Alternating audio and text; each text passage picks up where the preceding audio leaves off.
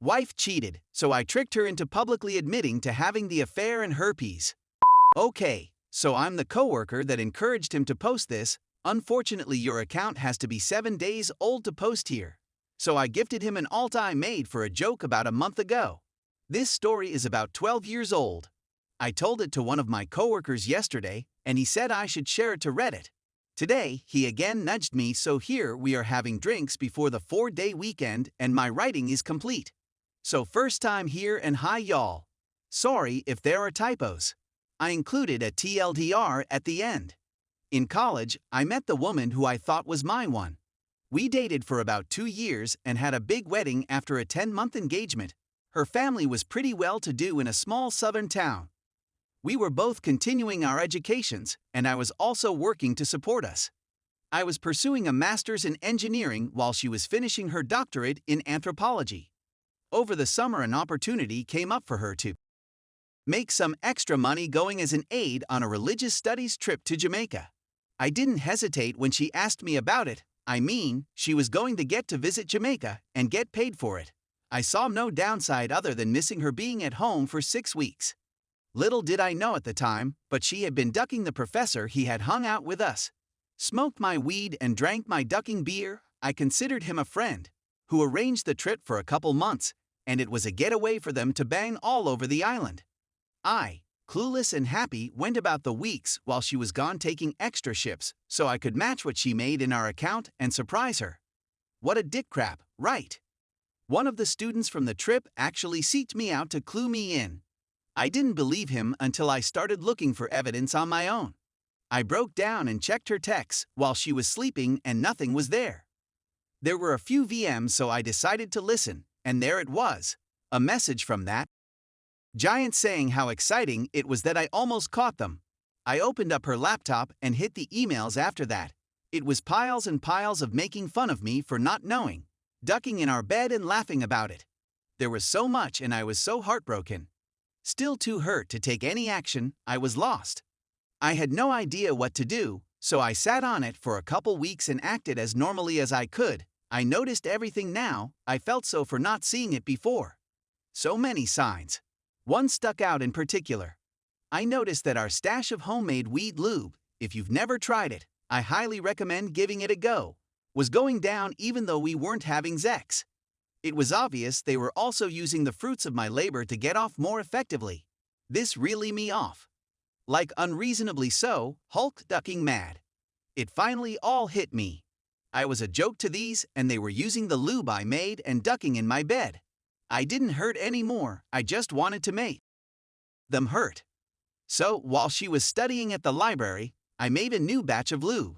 I put enough weed in it for it to smell like normal, but I also added some poison ivy from our backyard to the mixture, and after refilling the spray bottle we used for application, I waited.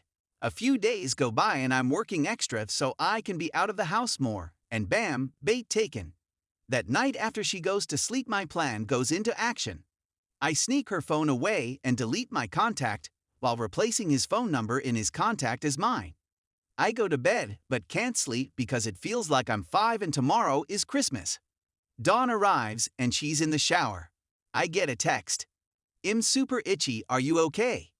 When she got out of the shower, it was obvious she had been crying, but I could see the anger in her eyes.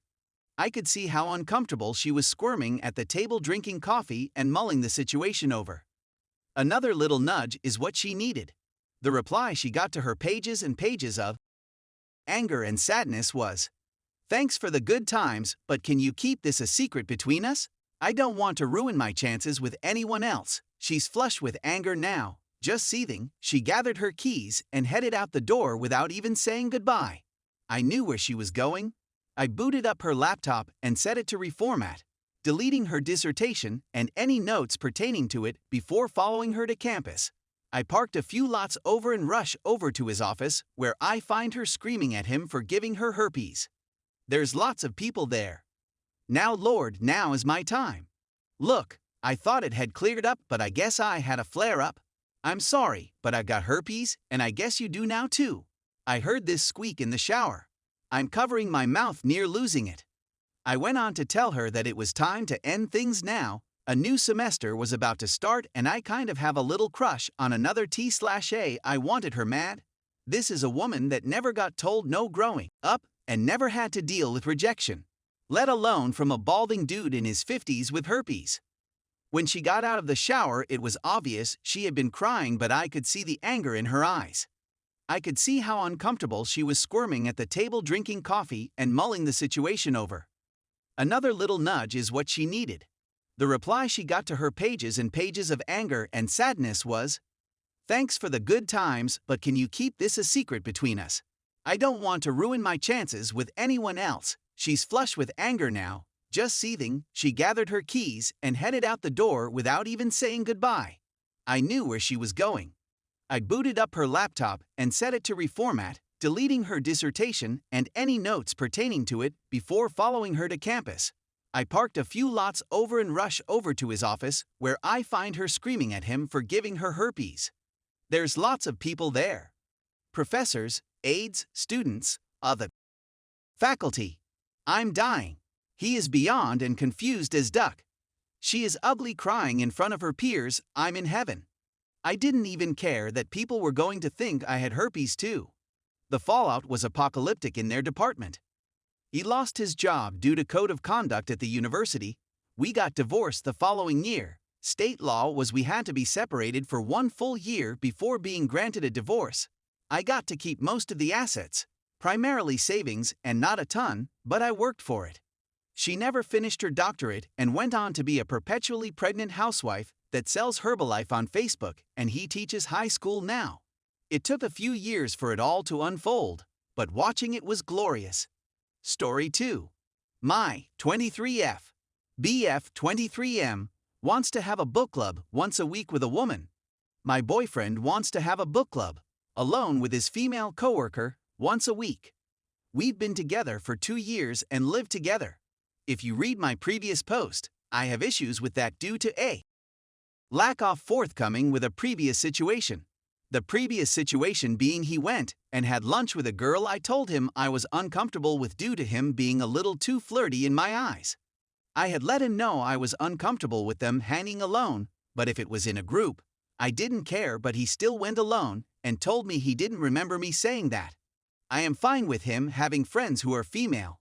I'm fine with him hanging out with them alone. I personally think his female friends are fantastic, but this particular situation fractured my trust in him, so that's why I feel weird now in this new situation. Back to the situation at hand, I am slowly working on making myself trust him fully again. So he had hung out with his coworker alone twice before, both times alone at a coffee shop for 3-4 hours. I had met her very briefly when he had multiple people at our house. I wasn't there.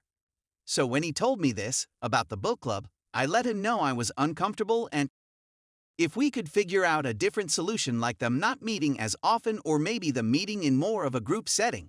He basically said he's beginning to feel uncomfortable with the boundaries I'm setting, and I asked him if he would still go knowing I'm uncomfortable. He said I have to think about that, and left for work. I'm upset and questioning this relationship at this point. I didn't come at him up in arms. I was calm and ready to discuss, but when he started getting upset and defensive, I'm confused. Is this showing what our future together is going to be like? I don't know how to approach is better, or if I should just let this argument go.